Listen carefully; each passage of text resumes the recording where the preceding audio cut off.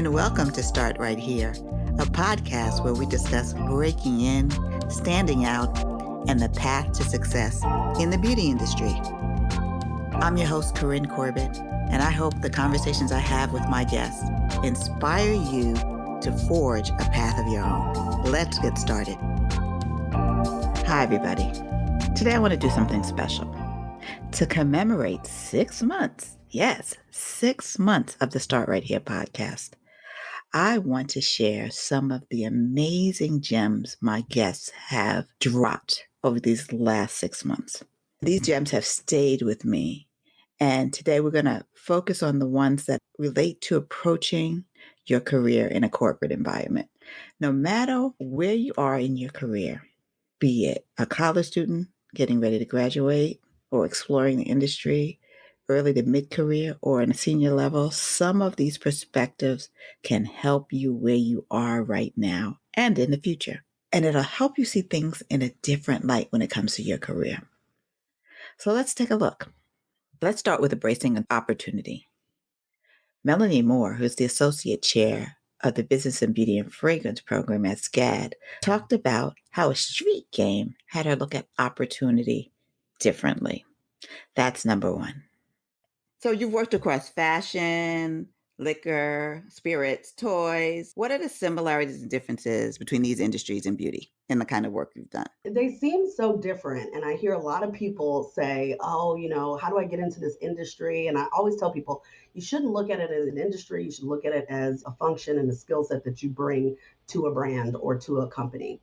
And as a marketer, I realized early on that really only 50% of what you're selling is a product. That's only half of it. And I have a small little story because I remember when I first moved to New York, I came from Florida, and this was like the big city. I'm walking down in Times Square.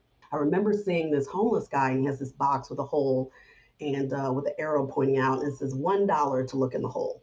And crowd was starting to form, and I'm so curious, like, what is in this box? And I paid the dollar clearly. But it was then that it clicked to me that he created a need and sold me a solution to my curiosity. And so, what does that mean when I'm selling toys? What does that mean when I'm selling spirits? What does that mean when I'm selling a face cream? And it's all very similar. So, I would say with toys, that was probably a little bit more challenging because you're kind of marketing to a child, but the parent is the purchaser. So, there is a little bit of complexity there, but it was just so much fun. But overall, I think that you can apply those skills kind of across industries. So it is a matter of identifying a need Or creating it. or creating it. Interesting. And offering a solution or creating a solution. Absolutely. Yukashia Nuno, Executive Director of Global Packaging, Innovation Strategy, and Portfolio Management at the Estee Lauder Companies, explains how she got her first opportunity because the person interviewing her saw her skills as transferable, while Courtney Pope used her social media and influencing marketing background to transfer from working in the fashion industry to working in beauty. I said packaging, that's interesting. Didn't know too much about it other than that we did have a major program at school for it. And what would I be doing? Boxes all day? And she was like, no, you work on Sally Hansen, which I was loving, and New York Color and all these other brands. And she said she chose me for consideration because she liked that I didn't have a packaging degree, which I thought was interesting. It was more that I had a transferable technical skill set, and she valued that diversity of thought in that field because she had a whole bunch of packaging people already. So we wanted to mix it up. And she also said, you know what? Try it for a year. If you don't like it, you're more than welcome to go to the plant. And packaging, by the way, sits in Uniondale at corporate headquarters. So I never had to even work in a plant, which was so exciting. So I took it. And honestly, almost 20 years later, I never looked back. That's really interesting. I love that she talked about transferable skills because often we don't think about the skills that we have that could work in other areas. So you learned early that you had transferable skills with that industrial engineering background. What did you learn in that first job that set you up for the success that you've had in your career? I would say there were maybe two things that I would say which most resonate with me with that first job. One, the ability to wear multiple hats. Dell Labs at the time, before it got acquired by Cody, it was a small engine. You imagine all the products and the business that they were doing. But when you're at a small company, you are the packaging person, you can be the purchasing person, you can be the quality person, all these different supply chain operational person. I did first buys. I was working on the displays that you saw in CVS, the planograms, working with creative. Being at a smaller company, you're working closer with team members, and five of you can sit at the table and a decision can be made. And that's what I learned the most about, is learning about other people's roles and understanding how they work. The other thing I would say is the importance of relationships. I still connect with people from my first job to this day. It's almost like that training ground, because you're doing so much, you learn so much from each other and you get to know each other. And those relationships carry on throughout this industry. I always say that this industry is like Cheers, the TV show. Everybody knows your name, whether it's directly or indirectly. So it's really important to maintain those relationships throughout the years because they do open doors for you. You have to connect with people and you have to, do your research. And so I had been saying for probably a little over a year, I think I'm ready to make that pivot into beauty. I hadn't applied anywhere, but I could just feel it like, I think it's time to like move on from this. I loved Eloquy, but I was super hungry about beauty now. And the thing about beauty too is it's also extremely, extremely competitive. And it's really tough to get your foot in the door if you don't have any beauty experience prior to stepping into beauty. But what I did realize is that I had some really strong skills in social that are basically interchangeable with any industry that you go into. And I knew that pivoting into beauty, doing something that I was already doing in fashion, would probably be my best bet just to get my foot in the door with beauty. And it's funny how it all ended up coming full circle because during my time at Eloquy, we had gone to Essence Fest and we did like this pop-up activation in New Orleans, and I got to meet some incredible women. And there was this one woman that I connected with immediately. Her name was Cecilia, and we just connected. She was so nice. She was obsessed with the brand, super stylish, very much had like that cool auntie kind of vibe. And she and I just connected. We just clicked. And she just like latched onto me and was like, what do you do for Eloquy? And I'm telling her, like, oh, I work in marketing and social. And she was like, oh, we should talk. And I was just like, okay. Again, I just thought this was a nice woman. Had no idea like who she was or anything like that. And then it wasn't until later on, once I got home and like did some digging, she was actually worked at L'Oreal. But she worked in their diversity and inclusion. But still, like she was just an incredible like connection to have to like ask questions and get a better understanding of L'Oreal. And we connected, hit it off. Again, like didn't ask her for anything, but we just had this like natural bond. And on the back end, on the inside, Eloquy was starting to take meetings with, I believe it was the Carol's Daughter team at the time, to figure out how they could do another collaboration together because they had done one before in the past, I believe in like 2012 or something like that. And that went really well with that. So all of these things are happening and L'Oreal is starting to pop up naturally into my life, coming naturally into my life as I'm sitting here like at home manifesting this beauty career journey thing. And so I remember I was literally sitting at home. Like, mind you, again, I want to say I did not apply to anything. I hadn't applied to any jobs. Had I saved hella jobs on LinkedIn, like, oh, this sounds interesting. Absolutely. But I hadn't applied to anything. I'm home. I'm sitting on the couch. I'm talking to my roommate because we're coming up on the new year and we're talking about vision boards and manifestation and everything like that. And I was talking about how this time around, I want to be super intentional with my vision board. I had L'Oreal on my vision board from last year. And by chance, I've been finding these connections with L'Oreal. This time, I want to be super clear about what it is that I want when it comes to beauty, because I'm going to put L'Oreal on my vision board again. And she's like, yeah, absolutely. We're talking. Da, da, da. I have my laptop open, refresh my emails, right at the top of my inbox, digital marketing opportunity with L'Oreal. And I was like, is this a joke? So I stopped talking. My roommate is still, I've tuned her out to this point because I'm literally like, what is happening? Click open the email.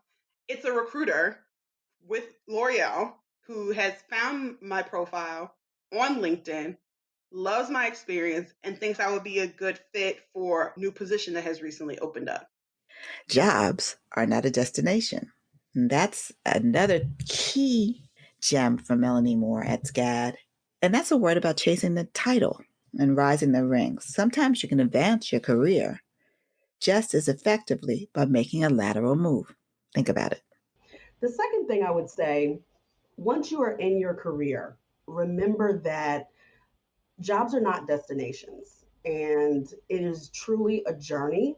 Don't let money drive your decision, or you will be led into a dead end. And I think, people who have that in their head, like, I need to be a millionaire before I'm 40, that type of thing, you'll find yourself in a very awkward situation professionally. I think that there are times where we have to take horizontal moves just to, again, fill our tool pack and then get the skills necessary to be great at that higher level. So just be open to exploring new things and new opportunities. I love that tip about being open to the horizontal move because we don't hear that enough. And often, if you get a lateral move opportunity, you're thinking that it's somehow less than, where it could offer, as you're saying, more skills for your toolkit and actually open up your world in lots of other ways to prepare you for the next thing. Everything is preparation. Absolutely. It is preparation. And I'll give you an example in my career at Lauder. I was in global marketing for quite a while at the manager level. And instead of being promoted up, I was given an opportunity to spend a month in Asia, which to me, if you look at it from a salary perspective, the investment of the company to give me that education versus how much they would have paid me for the promotion, it can mean more. And they can never take away that experience, never take away that education. So I think being open to other opportunities is important. Next, you need to choose your positions wisely. Doreen Morris of Undefined Beauty talks about how it is better to align yourself with the people instead of a position, and how this point of view informed her decision to pursue a job at Kendo Beauty prior to her becoming an entrepreneur. And when you make decisions like that, you have the opportunity to build relationships that will benefit your career in the long term. And that's a tip from Marty Moore. But luckily, I left Minneapolis before the big polar vortex, I think the next year. So I bit that bullet, which is nice. So Kendo opportunity came into my lap. It was working on a category, nail polish, which was at that point really hot. I flew out to California for the interview, and there was two different roles that I was applying for. One was on the nail polish brand that I mentioned, and the other was for Marc Jacobs Beauty, which hadn't launched yet. I remember meeting the VP of the nail polish brand, and we instantly hit it off. It was like we were old friends. I knew that I could learn from her. She also had a good balance of left brain, right brain, and had worked at Sephora for a while. So she understands kind of how to run a business. And although the nail polish category less sexy than Marc Jacobs, I knew that I wanted to align myself with her because I knew that she would actually teach me. So I took that job, and it was probably the most important decision within my career that I've made that has helped me really understand the beauty category. Kristen Walcott was her name. I still adore her. She's now the president of Kendo. She oversees all the brands. And so when I was there, it was literally me and her in the trenches, roll up your sleeves, get shit done. And I learned so much from her. And I think that's actually one piece of advice that I would give is that align yourself with people, because that's who will make or break your career. So the people piece is super important, less so than the product, I would actually say. It's so important to maintain relationships in this business. It's so important, yet it can be challenging sometimes, because you start doing your thing and you kind of lose touch with people. But through my career, there are certain people that I've always, kept in touch with, and they've supported me. And Barbara Zimmore was one of those people. Bob Chavez is one of those people. So my learning from that is keep people close. And maintain true relationships so that if you need them, it's not that you're calling out of the blue. I need you. Right. I need you right now. I need you right now. Get me out of here. It's a matter of urgency. Yeah, it's important to keep in touch. I mean, Barbara and I still get together. We haven't since COVID, but we still get together for like a holiday cocktail or lunch. So yeah, it's important. Yeah, I'm in touch with people I've known throughout my career, like from day one. And I think that it really is important to maintain those relationships. Work where you thrive. Bigger is not always better. So you have to decide whether you will thrive in a large organization or a small organization. And it depends on how you like to work. Sometimes these opportunities in large organizations silo you, whereas smaller organizations, you may have an opportunity to have your hand in lots of different pots. But Courtney Pope and Dorian Morris explain there's some other things to consider about large organizations. There's also a difference between working at a startup culture and a legacy corporate. Right. Yes. That was the other part of it too. It's so huge, and if you let it, it is very easy to allow yourself to feel small. And that's the one thing I would say to anybody, and this is just me from my own personal experience, is you have to find a way to hold on to that strong, kick ass, confident person you were when you walked in the door for that interview, and continue to cultivate and build up that person when you step into a huge corporation such as one of L'Oreal, because it's so easy to get swallowed up in how large this company is, and everybody is a star, in that sense. And you start to doubt yourself and question how you got there. And imposter syndrome is hella real. And if you don't nip it in the bud quickly, it will hinder you at larger companies. It will. It absolutely will. So you have to find a way to push and work through those sorts of things for the sake of your career development and your growth. When you pivot from a small, nimble startup into a huge legacy corporation where offices are spread out across the globe and headcount is astronomical. You have to, for the sake of wanting to stay in the game. That's really important. That in some ways is an unsung skill to realize that you got to remember yourself. So that's better than the skill. That's kind of like, something that you have to just you have it in your toolbox, and it is something that you have to activate. Like know thyself and believe in thyself at all times. The chapter of CoverGirl that I joined was an exciting proposition. So Cody had acquired it from P&G. The plan was to make it more relevant, fresh, inclusive in terms of thinking through some of the cover girls they were using. And it was this beautiful opportunity to work for a Black woman who we actually crossed paths at General Mills. So Konwa was a brand manager when I started as an AMM at General Mills, and then she left and did beautiful things in her career and then joined the CoverGirl team. I think she might have posted it on LinkedIn or something. And I was like, this could be interesting. And it was basically the complete antithesis of what I was doing at both Sundial and Kendo. It was these big teams, big budgets. I want to say my marketing budget was like $180 million. And I had probably 100 agency partners. And so for me, I just felt that where I thrive is in environments where I can be scrappy. And I felt that this was kind of like squeezing the life out of my soul, if I'm going to be honest. Did not like it. It was a very quick stint for me. It was the first time I've actually quit a job. You know what? Honestly, if I'm being very transparent, there were a lot of personal things that happened as well that also triggered my grandma's sister. So my great aunt, she passed away. And I couldn't leave to go to her funeral because there was things that I had to do from a work standpoint, which gave me pause. It was like, why am I doing this? Am I happy? Life is too short. And so I was like, you know what? The answer is no. I'm not happy. So I'm not going to do this anymore. So I kind of took that leap without knowing what was going to happen next. But I like to say that everything happens for a reason. Sometimes you think it's a dream and then it becomes a nightmare. And it's not that it's bad for everyone, it's just not right for you. No, I think this job was bad for everyone.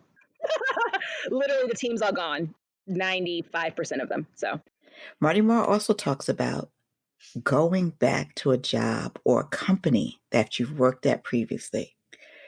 You should only do it if the circumstances are favorable. Marty had 3 different stints at Macy's, and she says it's not a cut and dry decision whether you go back to a company. You still need to do your due diligence and remember why you left in the first place. But there were several that I knew. And my point of view is when you're going to decide to make a change and you're deciding to go back to a company that you worked for previously, first you have to ask yourself why you're going back and why you left in the first place. There's a certain amount of self-reflection that needs to happen because there was a reason you left. And in many cases, those reasons that made you decide to make a change are still there because there's a DNA of a company. And I don't believe that companies change that drastically in terms of their core values, right? I think you have to be aware of any changes that have happened in management and any changes in the corporate culture, because the corporate culture changed when I was there the previous time. I also think it's very important, and this goes back to maintaining relationships, to reach out to people that you worked with that are still there. Yes, I would agree with that 100%. To understand what it's like. And assuming you've maintained a relationship with those people, they will tell you honestly, this is a deal, Marty. A, B, and C has changed. X, Y, and Z is still the same. So it's important to reach out to those people and also to people who have left the company, who left after you, to find out their perspective. I think when you really get down to it, it's about doing your homework about the company. And that's the case with anything that we do. We've got to really research it and do our homework and be informed. Would you say that some of the same things apply when you get a job opportunity elsewhere and you get a counter offer? Absolutely. Absolutely. Because my experience has been that every time I resigned to go elsewhere, the company that I was with always counter offered. And they were always like, we don't want you to go, stay, we'll give you this, we'll give you that. For me personally, once I've made the decision, I've made the decision. And I have found that colleagues of mine who have resigned and have been counter offered and have decided to stay end up leaving anyway. I always say people don't leave the organization, they leave the people that they're working with, right? Yes. And so you have to take that into consideration when you're making a move or when they're counter offering you. Getting hired is more than a job description. Tia Williams, who works on the content creation side in corporate beauty, shared that craft is more valuable than content, a perspective that she learned from her mentor, Jean Godfrey June. While India Drew Jackson, who also works in content creation, social media, e-commerce, explains that she is looking at how a candidate not only fits the role she is filling, but future roles as well. As a copy director, you work with a team. So how do you identify top talent? What do you look for in somebody that's working on your team? I'm a writer's writer. And to me, it's the June effect. It's still what is the most important thing to me. Someone else might tell you insane beauty knowledge, like knowing all your references. To me, the most important thing is being an amazing writer because I feel like you can sell anything if you can write well. I mean, I look at sports writing and food writing sometimes for inspiration because it's about the craft more than the content to me. Yeah, like when I was at Bumble and Bumble, the last hire I personally made at Bumble and Bumble was our digital writer, Olivia Battetti. And I was interviewing so many people. And She came in and was whip smart. I gave her an edit test and she nailed the voice instantly. And her writing was so sharp and funny. And that was it for me. That's what really stood out, because what Jean always told me was that with beauty writing, you want to sound like you're talking to your smartest, chicest friend. You want to sound conversational a bit. You want to get the information across and the beauty education across and the product information across, but sound like someone you would want to listen to. And she just did. And her voice just cut through the clutter. And I think, to me, that craft is more important than knowing everything about beauty, because you can learn anything. That's true. That is definitely true. I will put up an ad, or I'll work with an HR director to write out a job description. I'll put the ad together and get it published. And the resumes that come in, I look to make sure that they have the majority of the skills that we need. But it's also important for me to see what else they're interested in and what else they've done, because I don't always hire for the job that I'm promoting or that I'm requesting an employee for. I'm also hiring for the future, what I think this team will need in the future. Case in point, when I got to Munich and I was working at that e-commerce site, I hired an editor from Kyrgyzstan. I can't pronounce it. It's really close to Russia, though. She was the editor of Cosmopolitan there. And their teams are super, super small. They're a satellite team. And she did all of the marketing, all of the social media, all of the design, and the writing. And I was like, let me give this girl an offer ASAP. She came onto my copy team, and a year later, she moved over into the marketing team because she had those skills already. I was really proud that I was able to identify her talent, bring her on board, and help her progress into a new area of life. Now she's not only an editor, she's also done marketing, and we still keep in touch. Now she's working as a UX designer because she had the design skills as well. Never stop with just copy, especially now, because we're moving into a gig economy and you want to be able to pick up gigs everywhere. You want to be able to be a great writer. You want to be able to put together a fantastic layout. You want to be able to storyboard a video. Never just stop at one thing. Yakashi Anunya and Trinisa Stanford Danusa, who is a integrated marketing and communication specialist, look at how potential candidates complement the existing teams that they have built and their willingness to go the extra mile. I think those people who come and say, tell me more, or I'm interested in this, or even I'm interested in just doing something beyond the current role I'm in, whether it's volunteering, just taking a larger presence outside of your day to day, that to me stands out more than anything. I love the idea of a stretch assignment. Yeah, and I take them today too. So I love it. The biggest piece for me is having a team of people where you feel like there's a level of trust. I've always needed, more so than even being the most talented, I needed to know that you were an honorable, trustworthy person, because we're going to make mistakes together and we're going to rely on each other. If we have a job to do, I need to be able to turn my back and know that it's getting done and it's being done with excellence. And so that's a really important characteristic for me in building a team, is knowing that, there's a real understanding about sort of the collaborative spirit and the trust of the team. And it's probably more important to me as a Black boss, because the world is the world. And so I had a different level of scrutiny of people that I added to my team, because I am your Black boss. So if you've already sort of come to me with what I can sniff out as some bias or some issues or some, I don't know, sorry, I had to factor that in. I'm like, I don't know if you're going to ultimately get down with the idea of having a Black woman telling you yay, nay, no, go. And so if that's going to be an issue, then you certainly can't be on the team. And so that's probably that more underlying part of it of, are you sort of like an ally in the fact that you can see the opportunity of having a diverse work experience? Is that fair to say? I think that's fair to say, and I would agree with that. And I think it's a combination of trusting your gut, because you can read signs. Your antenna will alert you if there is just something that they could look good on paper, but if there's something great that you latch onto, but there's something that I'm not sure that this is the right person. When is the time to leave a job? Here's some insight from Tia Williams and Yakashi Inunyo. So for me, it was interesting because after I graduated, it wasn't until like maybe 10 years after working in packaging that I had that aha moment. And I'm like, you know what? I don't want to spend the next 30 years just doing the same packaging. And it ties into I wasn't feeling challenged anymore. And I think that's a flag number one.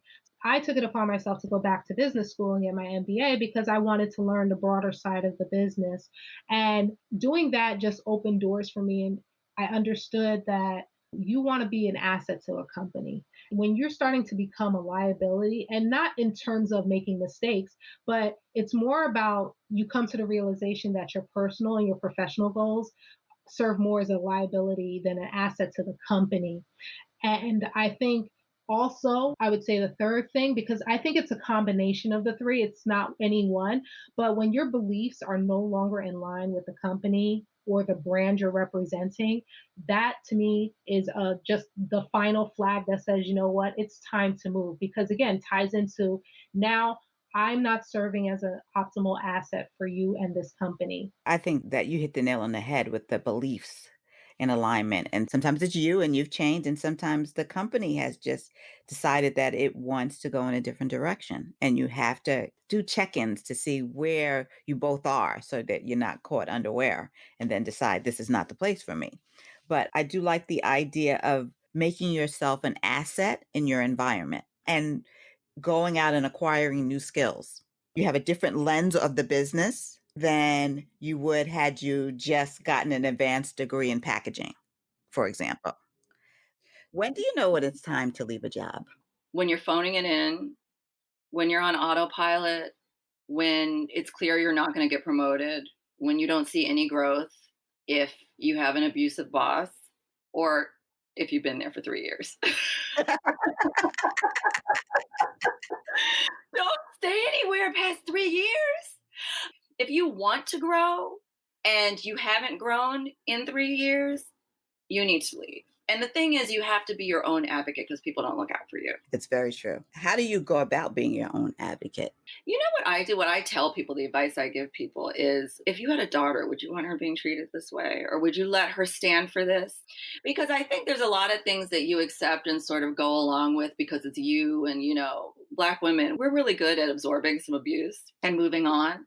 Like we just carry the weight of the world on our shoulders. And it needs to stop. And sometimes the only time you can see it clearly is if you stood outside of yourself and pretended it was happening to someone else. Like, would you allow your best friend, your daughter, your sister? What if your mom was in this position with a manager speaking to her the way yours does? Then you have to advocate the way you would advocate for your girl. And it's also about finding and using your voice. Yeah. You have a voice because you're using it in your work.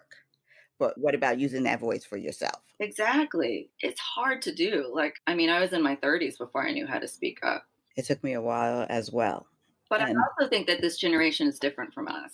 Oh, absolutely. Absolutely. They have anyway, because they have Twitter and Instagram and TikTok, and they're able to get their stuff out in a way that we weren't. We were very repressed in that way. Janisa Stanford-Danusa gives us a really important insight on advocacy as a Black woman, representing for those inside the room as well as for consumers.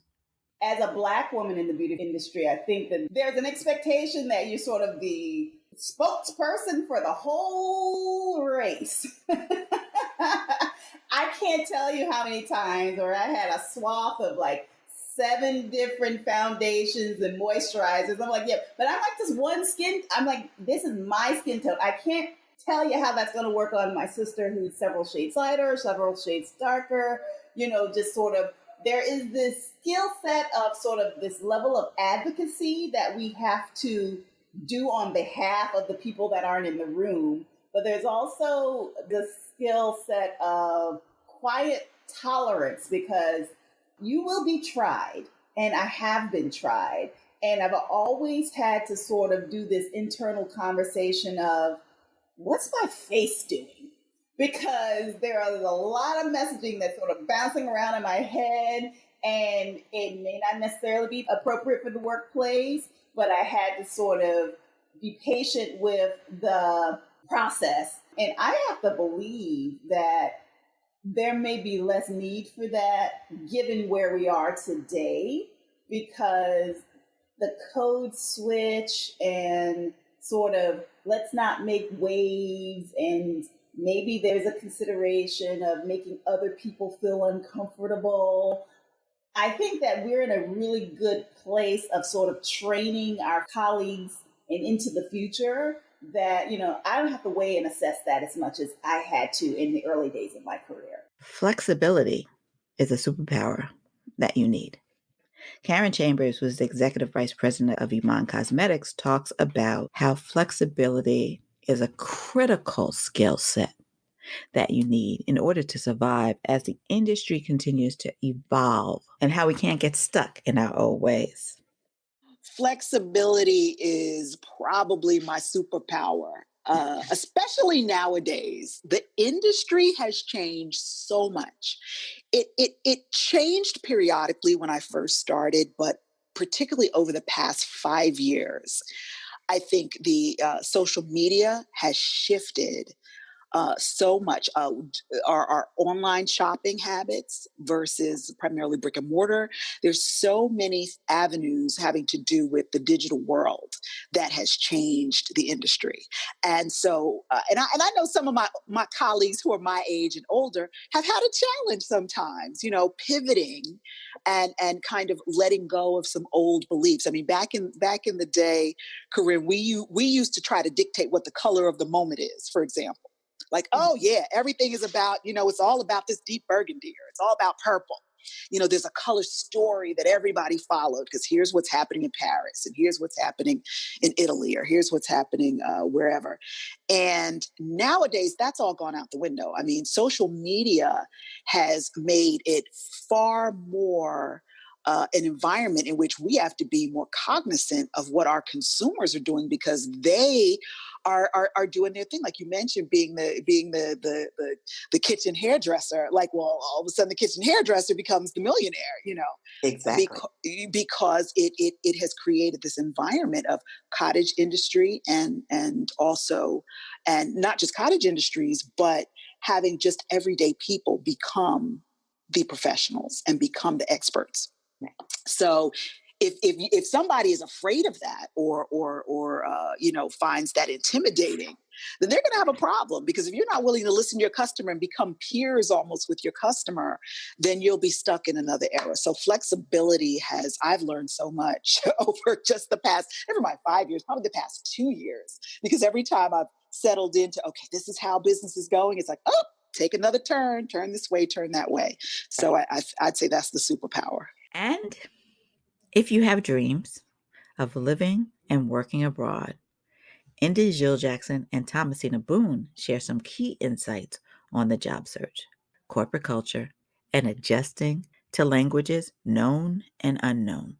I decided in February 2017 that I wanted to live abroad again. So on April 1st, I started applying. I was first applying in England, and then I sort of branched out to an old intern of mine who was working at Sony in Sweden.